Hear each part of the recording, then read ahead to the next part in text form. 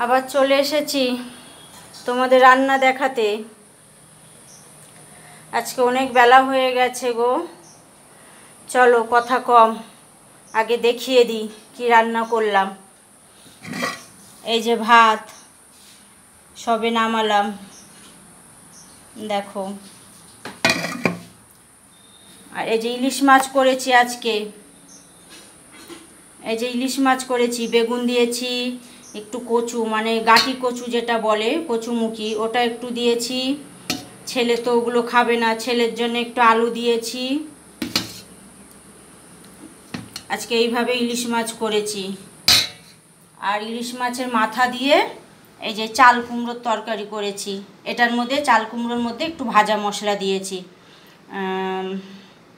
একটু রাঁধুনি দিয়েছি, ভেজে একটু জিরে ভেজে দিয়েছি। এইভাবে চাল কুমড়োটা মাছের মাথা দিয়ে করেছি। আজকে দাদা ভাইয়ের বেলা মানে বাজার যেতে দেরি হয়ে গেছে, আমাদের মাঠে রজনী ফুল উঠছে তো, একটু বেলা করে বাজার গেছে, আসতেও দেরি হয়েছে।